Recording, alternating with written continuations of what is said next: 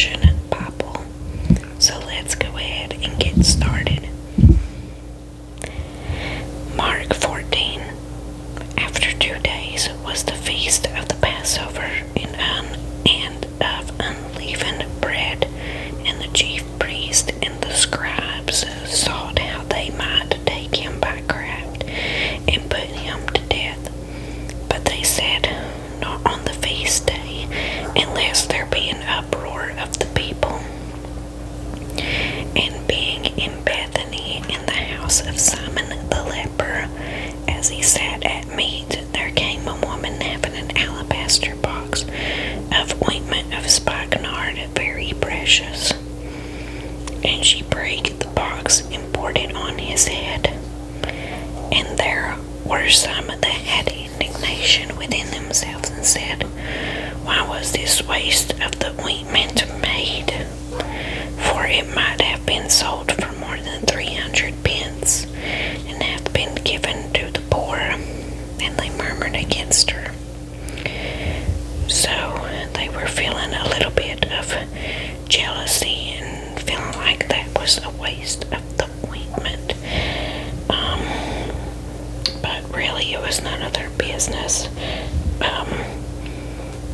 what the woman done for Jesus, or if she decided to do that for anybody else.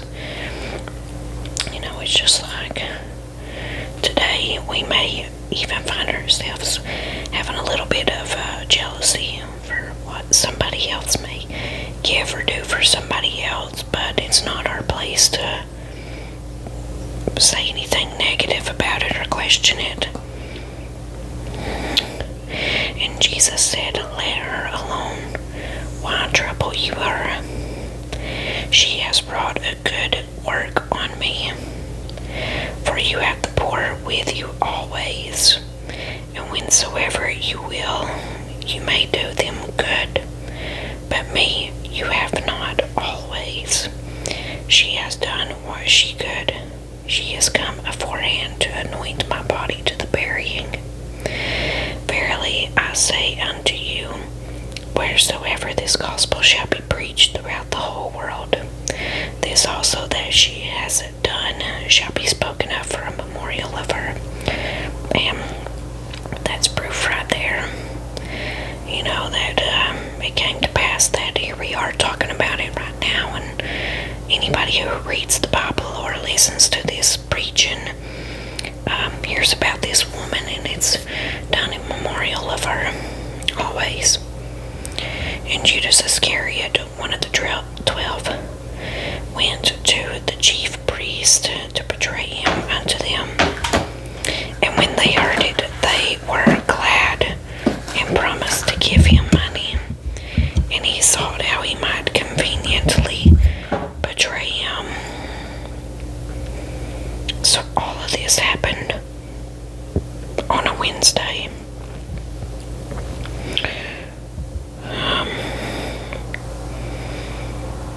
On Thursday is what I'm going to be reading next.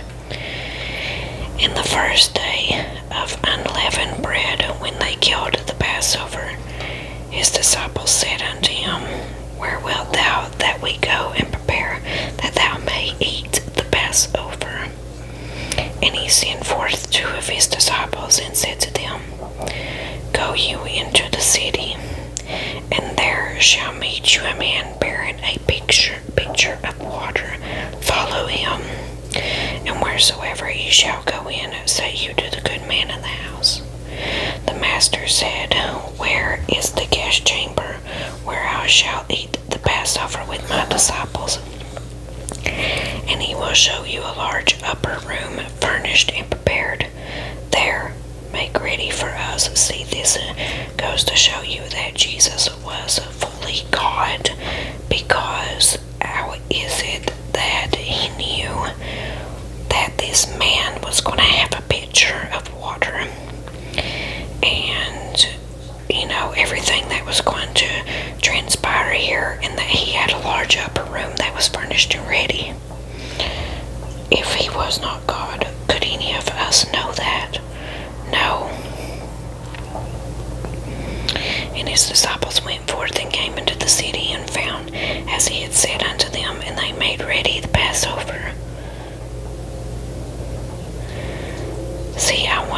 if even the two disciples that went, if they were like, wow, how did he know that? Like, he's got to be God, you know? I don't know. Or if they just kind of went with it. And in the evening, he comes with the 12. And as they sat and did eat, Jesus said, Verily I say unto you, one of you which eat with me shall betray me. And they began to be sorrowful, and to say unto him one by one, Is it I? And another said, Is it I? And he answered and said unto them, It is one of the 12 that dips with me in the dish. And how did he know that too? The Son of Man indeed goes, as it is written of him, but woe to that man by whom the Son of Man is betrayed. Good were it for that man if he had never been born. Talking about Judas. And as they did eat, Jesus took bread and blessed and brake it and gave to them and said, Take, eat, this is my body. And he took the cup, and when he had given thanks, he gave it to them. And they all drank of it. And he said unto them, This is my blood of the New Testament, which is shed for many. Verily I say to you, I will drink no more of the fruit of the vine until that day that I drink it new in the kingdom of God. And when they had sung an hymn, they went out into the Mount of Olives.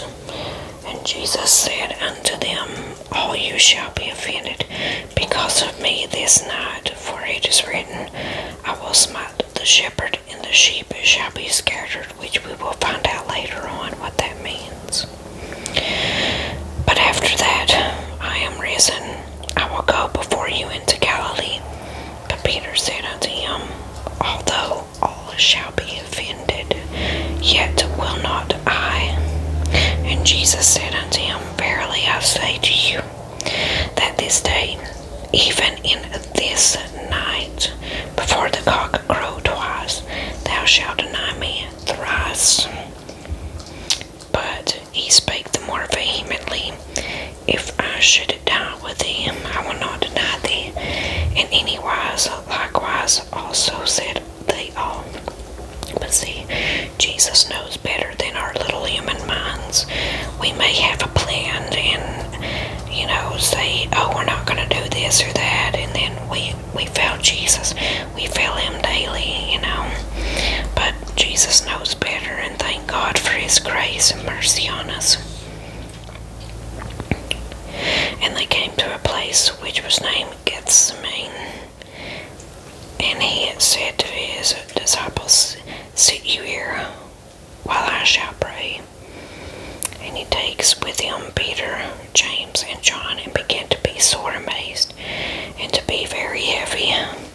I love these verses that are coming up. Honestly, I've been really resonating with them here recently, and reading over it, and just watching videos on this particular part in the New Testament, because this goes to show you that Jesus was dreading his hour. He was dreading his pain that he had to go through. And I can relate to it because I have been having so much anxiety and fear and stuff, which has gotten a little bit better because I've been having my church family to pray for me over my labor and delivery, because my plan is to go natural, unmedicated, and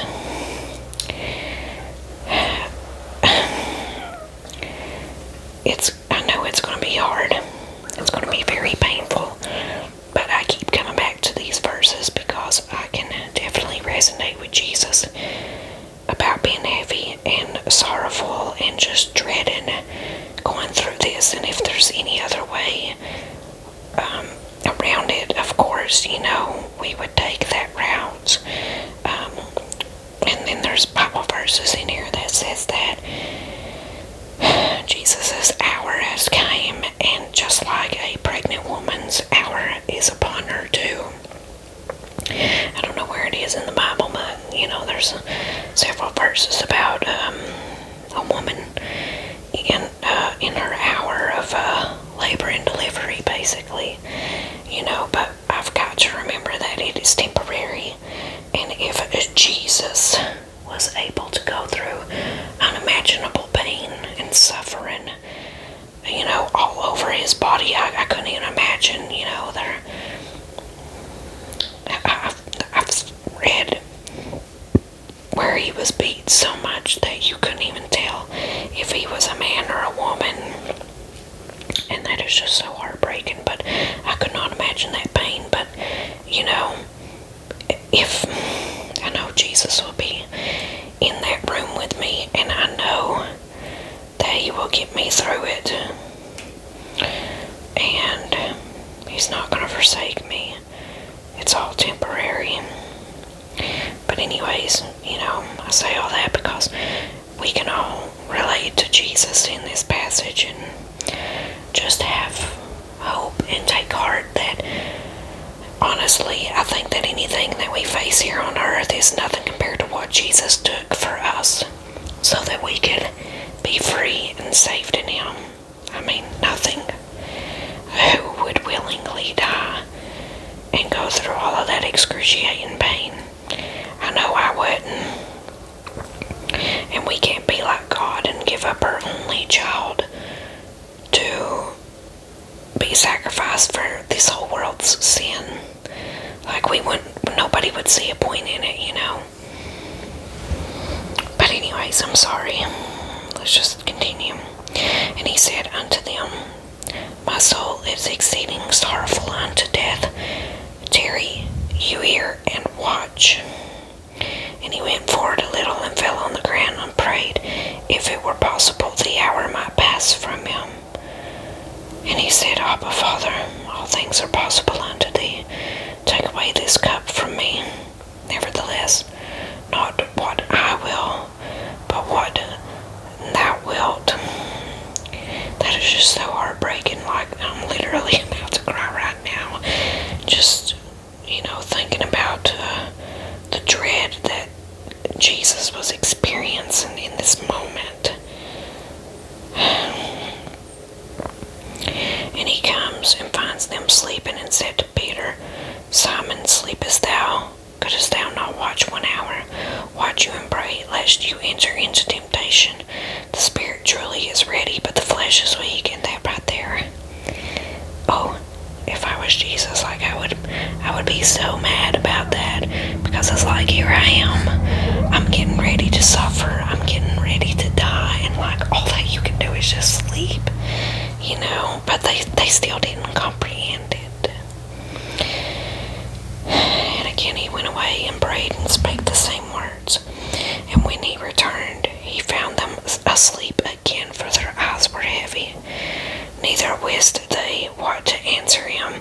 And he comes the third time and said unto them, Sleep on now, and take your rest. It is enough. The hour is come.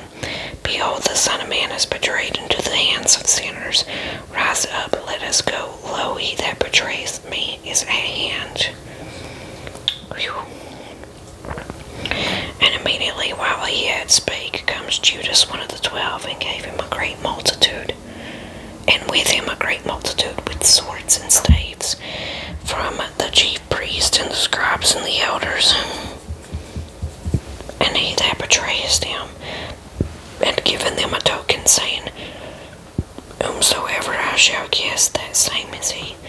Take him and lead him away safely. And as soon as he was come, he goes straightway to him and said, Master, Master, and kissed him. And they laid their hands on him and took him. And one of them that stood by drew a sword and smote a servant of the high priest, and cut off his ear.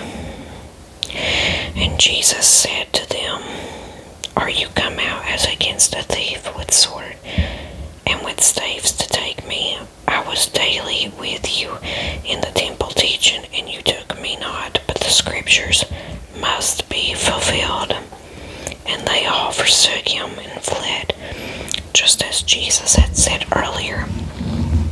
And there followed him a certain young man, having a linen cloth cast about his naked body. And the young man laid hold on him, and he left the linen cloth and fled from them naked. Wow. So everything that I'm about to read to you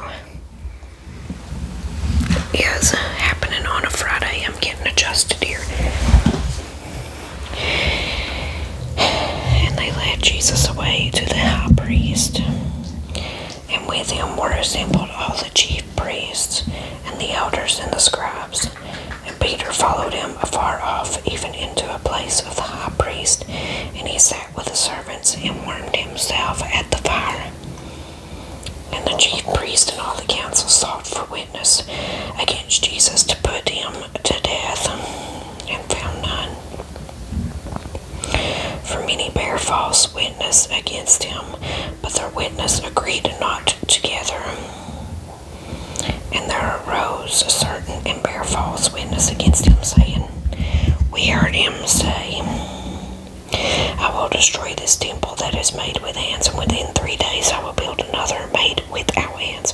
But neither so did their witness agree together. And you see, back then in the Old Testament, you had to have at least 2 people agree upon something as a witness for it to be made valid.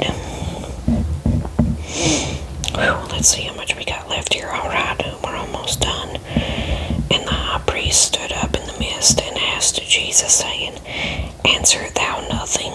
What is it which these witness against thee? But he held his peace, and answered nothing. Again the high priest asked him, and said unto him, Art thou the Christ, the Son of the Blessed? And Jesus said, I am, and you shall see the Son of Man sitting on the right hand of power, and coming in the clouds of heaven. Could you imagine just holding your peace, and you know what these people are thinking about you and saying about you? Like, could anybody just hold their peace and just accept their fate of dying on the cross in the most painful way possible? I don't think so. I haven't heard of anybody else in history who has even attempted to do this, and I don't think that they ever will. Then the high priest rent his clothes and said, What need we any further witnesses? You have heard the blasphemy. What think you? And they all condemned him to be guilty of death. And some began to spit on him, and to cover his face, and to buffet him, and to say unto him, Prophesy. And the servants did strike him with the palms of their hands. Could you imagine going through that? Like, that's not even the half of what Jesus went through. Like, if you don't cry over everything that Jesus went through, then you literally have no heart. My goodness. And as Peter was beneath in the palace, there cometh one of the maids of the high priest. And when she saw Peter warming himself, she looked upon him and said, And thou also was with Jesus of Nazareth. But he denied, saying, I know not, neither understand I what thou sayest. And he went out into the porch, and the cock crew. And a maid saw him again, and began to say to them that stood by, This is one of them. And he denied it again. And a little after, they that stood by said again to Peter, Surely thou art one of them, for thou art a Galilean, and thy speech agreeth thereto. But he began to curse and to swear, saying, I know not this man of whom you speak. And the second time the cock crew, and Peter called to mind the word that Jesus said unto him, Before the cock crow twice, thou shalt deny me 3 times. And when he thought thereon, he wept. So, I guess the next chapter on that we'll be doing next will be talking about Jesus' crucifixion, but we won't get into that today. Yeah, it's so sad, so sorrowful, and honestly, I'm so glad that that is a part of the Bible of showing that Jesus is a God and man because of the way that he was feeling, and we can honestly relate to that.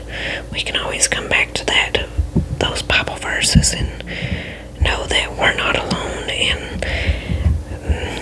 dreading something, painful that we have to endure. So, I hope and pray that you all got something out of this video and out of the Bible reading and lesson study. And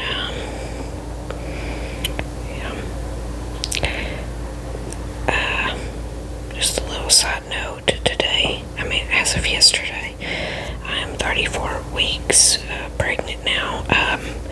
Honestly, yes, I am looking forward to having my baby, but at the same time, I'm just so sad that it's almost over. I'm just so sad.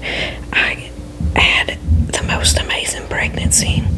I love being pregnant. I really do. I love being pregnant. Other than the first trimester, I was sick. Felt disgusting all the time, and I am still tired and stuff, but honestly, I love it. I love it so much. I know I'm going to love being a mother. Yes, it's going to be hard work, and I'm going to hate going back to work, but thank God I only work 32 hours a week, so it's a lot better than when I was working before. But I'm just so thankful the way that everything aligned for me, and I give God the glory for it. But if you all could just say a prayer for me that I am able to have a natural, unmedicated birth and no complications and an easy labor, and I know it's not going to be easy, but a quick, enduring labor and delivery, with really no complications. That would be great. That's what I'm praying for. But I know that the Lord will be with me, and